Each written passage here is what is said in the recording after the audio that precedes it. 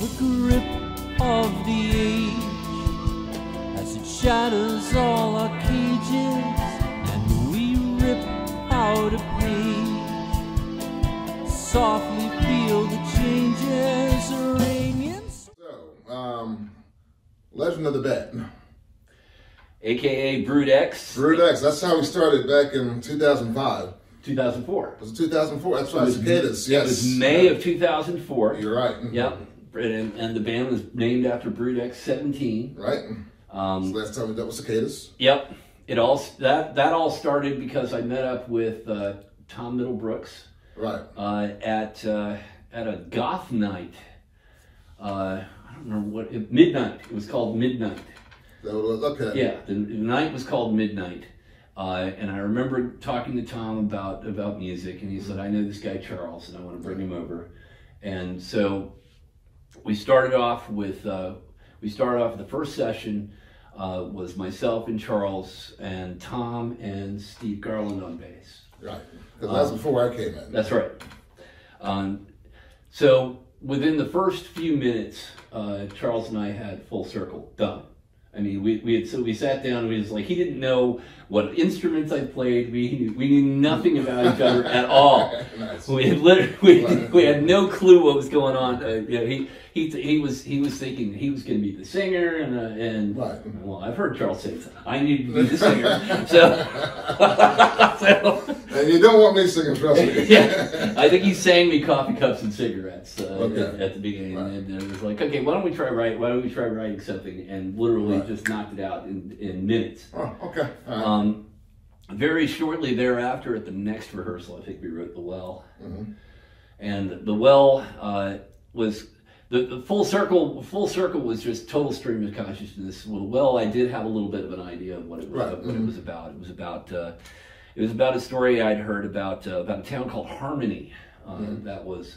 It was composed of pagans that had actually come over with the Puritans on the Mayflower. Interesting. I wonder how that boat ride was. I think they stayed the hell away from the Puritans, and for very good reason. Right. And they went way further. They went way further inland to found their town, well away from the Puritans. Right. Okay.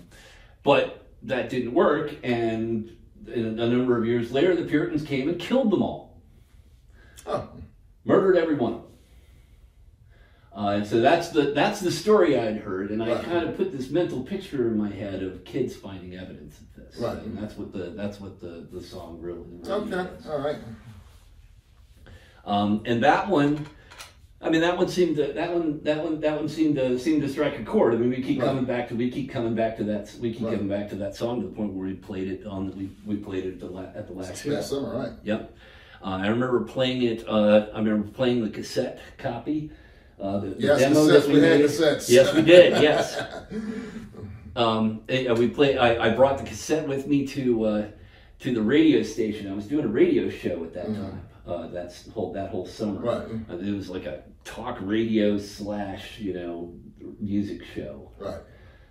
And I used to, I was like, okay, I would talk for a while and like, okay, now we're going to play all of Thick as a Brick. All 45 minutes of it. With enough break for the break for the station ID, and I flipped the album over because I actually played the vinyl. Right. Okay. Nice. But that was an opportunity to introduce that. I got no feedback, but I heard later that people liked it. Okay. Hey, right. Nobody ever called in because I was on at 3 o'clock in the morning on Monday night. It was a half-hearted attempt at promotion, but it's what kind of got started. Yeah. Within, I think it was about a week in, Steve didn't want to be tied down to rehearsals and doing work and stuff. Right. So I was like, okay, well, I guess we got to find another bass player. And right. Tom said he knew you, so he brought you in. Yeah, so I worked with Tom on some other projects prior to that. Nothing really materialized or anything, but he called me and said, hey, I want you to come check something out. And so I showed up, and I played a gig with you guys 4 days later. Yeah. Where did we start? Grog and Tanger? No, it was Dr. Dreamos in Arlington, which we did Dreamos first. Yes, Okay, yeah, that was with Jeremy. That was the one with Jeremy. Yes. Okay, because we got Jeremy as a lead guitarist after trying out Alex for the first week. Right. But Alex couldn't stand Tom. Right. Okay. So Alex was like, "No, I'm not doing it." Right. Okay. And then we ended up with Alex again after a little further down the line. This is post Eric, right? Because we had Eric in there for a little while. We had Eric. We got Alex in while Eric was still playing with us. Okay, all right. Eric lasted until right around mid-December of 2004, and we got into a very heated argument about the direction of various things. Yeah, we had already written the entire first album when we were recording it, and he wouldn't play the second half of "Thou Art God." Right. He decided it should end before the big giant build-up. Right. And I was just like, no, we're play the song. We're playing the song here. Right. The song's important, you know. But yeah, he wouldn't hear it, and it took 53 takes to get his guitar solo down. Oh, I didn't know it took that many. Oh yeah. We were all night. He was telling me that, well, you're a producer, you could just fix it. I was like, it's a guitar solo, man. Right. Play the song. So by the end of it, I was mad. I was just furious at him. I was like, I don't want to work this out. Right. I want to call somebody else. Which I did. I called Jay Ridgway, who I've been working with for many years. Right. Jay is my longest writing partner. Right. Mm-hmm. I'd still be working with him today if he were in town, because he's with his dad. His dad's sick. Oh, okay. Didn't know that. He's in Richmond. That's the only reason he wasn't in Planet Sam for the show. For the benefits show. Okay. Yeah. All right. Got it. So, but yeah, we had decided on Alex as the drummer by the gig we did at we did a show at Wonderland. Right, and with Alex as a drummer, that was actually a really good fit for me, like me and him, because we actually worked well together. Yeah. Tom was chaotic and very unpredictable, and he had chops. Yeah, he wasn't all there. Exactly. And he was in my living room yapping at me 24 hours a day unless it was band practice and I couldn't find him. And then of course we're getting fined. Exactly. God. Living pack of dogs. living in a van in my driveway with a pack of wolves.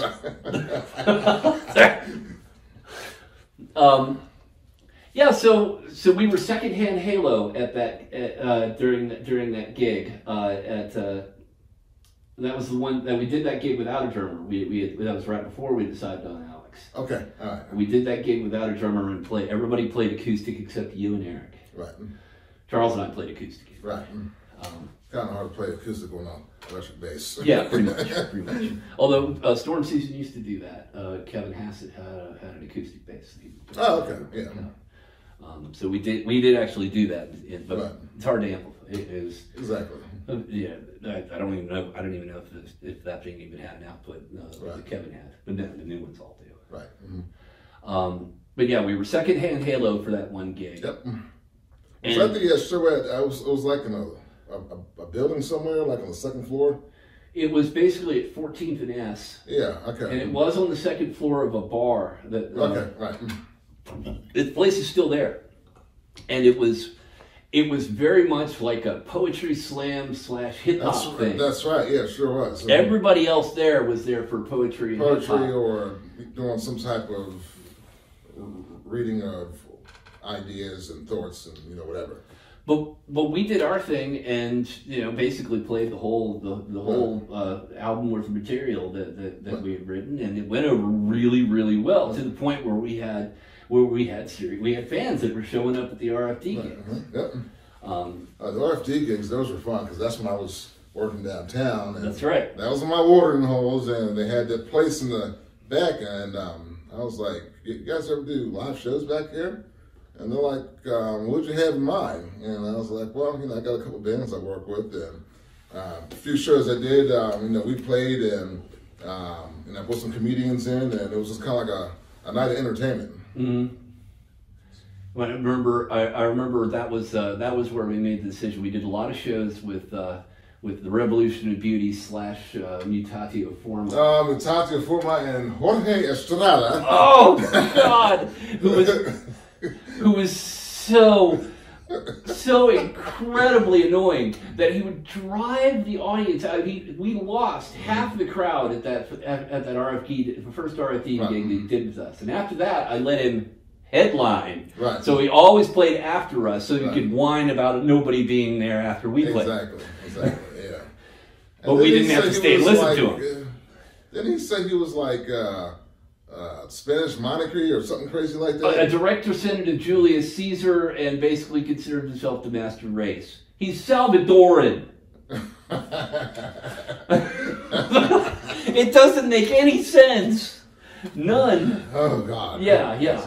He's destined to rule us all. Yes. There's some hilarious Facebook photos of him. Sure. Oh, in the toga, with on a fountain doing the come hither poses. I mean, really over the top. But yeah, that was part Jorge and Mutatio were part of the experience right. because we shared two musicians with them. Right, exactly. We were pretty much tied to them. We didn't have a choice. Right. Or at least until the whole thing blew apart at my house. Correct. So a little further on down the line, we had some more rotation around with musicians, and so then Alex became our lead guitar player. We brought Richard in from Metro Rail, correct? Yes, at the end of in September of 2006 is when that happened. Mm-hmm. Jay left, and we sat around and we were like, well, the best thing to do probably is just switch Alex to lead guitar because he knows right. the songs, and get Richard in on drums because he's right. played with us once before. He played right. an Emergenza show with us. Right. And so we went on that way. And Richard worked pretty well too because he was pretty high energy, so yeah, it works. Yeah. Yeah, and we had already recorded most of the album by the time that change was made. Although Jay's lead guitar parts didn't all get finished, so Alex ended up playing almost all the drums and about half the lead guitar. Okay, all right. Okay. Gotcha. There's even one track with has both of them on. Oh, how about that? Yeah. How about that? Okay. All right. So that's Legend of the Bat until we disbanded officially. What was that? About 14? It was November 30th of 2013 was our last performance, right. Which was Catherine's birthday. Yeah, that was at the previous spot. Yeah, it was at the old Happy House. Actually, I've got a picture of that somewhere, and of us all together, and I'll have to see if I can splice that in on post production. Sure. So. That was very late in the game. I mean, realistically, we were out there active until about 2009. Right. Then it all kind of fell apart. Right. But we still did some shows here and there. Here and there, because Charles moved to Baltimore. Right. Exactly. And I got that horrible job doing karaoke. You love karaoke. I despise karaoke with every fiber of my being. Used to threaten my audience every night. All of my favorite songs are 9 minutes long and 40 years old, and I will sing them all unless I get some hits in there. And and it would work because I would do exactly that. I carried through on every single threat. Folks, the legendary Sam Marsh.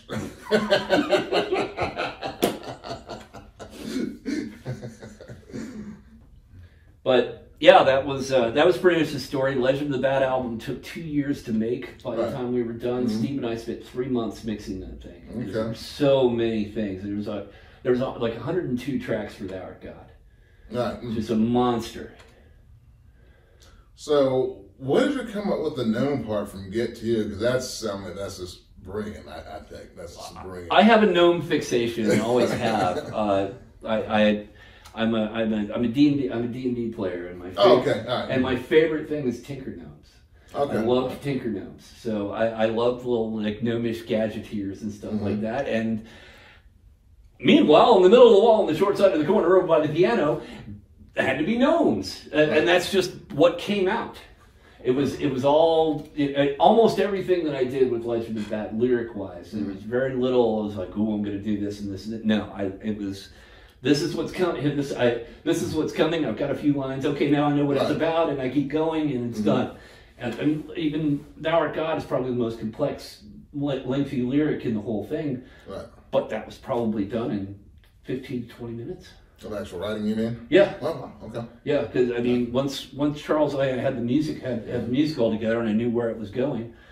That's pretty much all based on Robert Heinlein. Okay. It's a "Stranger in a Strange Land" motif. I see. Okay.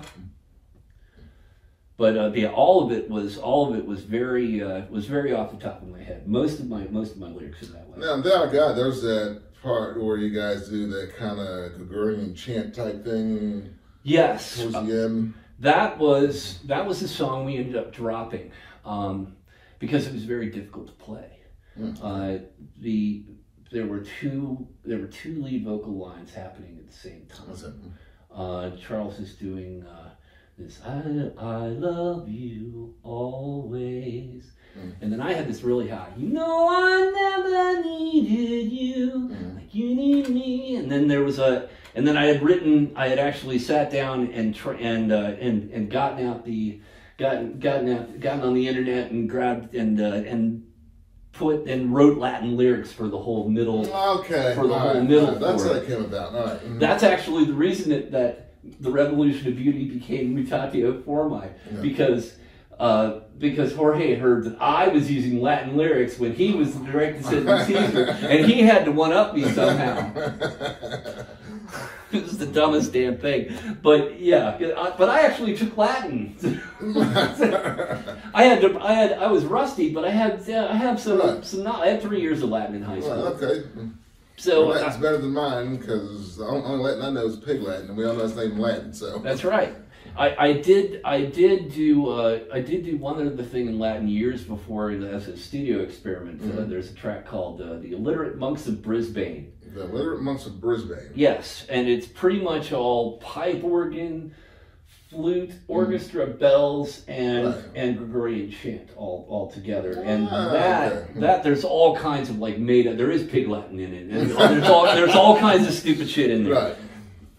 Because I was literally that was seriously off the top of my head. I just kept going and going and going until it was done. It's probably a 6 or 7. Were you speaking Hut in there as well? No Hut. That is the only appearance of Santa the Hut is in Super Saturnalia. Yeah, good stuff, man. Good stuff.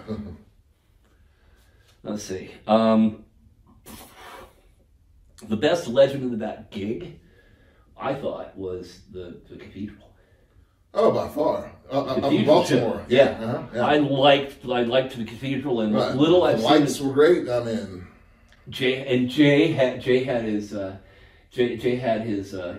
Taurus pedals on stage. We actually used those on that nice big, super deep sub bass going on in there. Right. Nice. Steve was playing percussion with us. It just that was the show that felt the best. Okay. All right. At least to me. I'd say one of the funnest shows, even though the place wasn't that full, was the Nation show we did. Yeah? Yeah. So. Yeah, the Nation show. Actually did play Nation once. We did. That was August of 2004. Yes. Yep. I remember I brought all my gear out, so I had 3 half stacks, and so we're doing sound check and everything because I didn't know how much power to bring and stuff like that. So talking to the sound guy, and I'm just like, "Where's my monitor?" And he looks at all my gear, and he's like, "Right behind you, man." Yeah, pretty much. Yeah, exactly. So. Good times.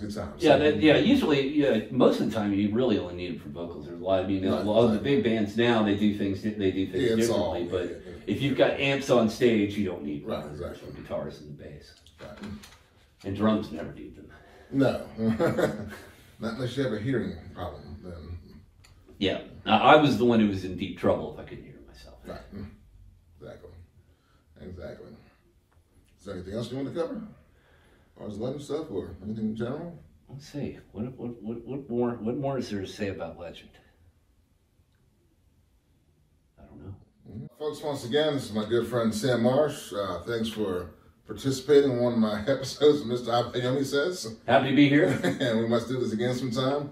we'll try to get some more bandmates and some other people who we've played with in the past, and it'll be fun. Sounds great. All right, Sam? Sir. All right.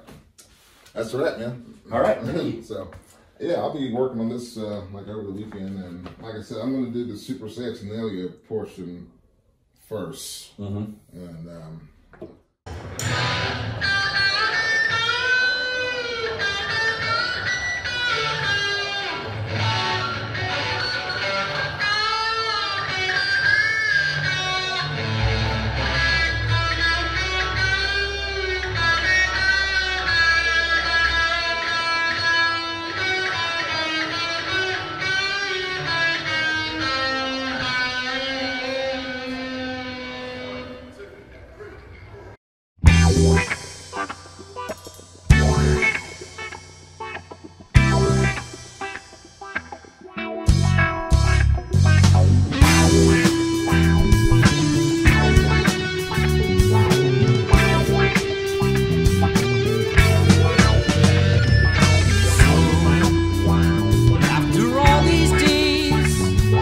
finally gotten tired of running, knowing that it's all that will get you down. So have another taste of cold, drink it all. Never mind, it's not what you are thinking now. Don't get up another expense, keeping you in the present tense, right here with me. So the buggers get to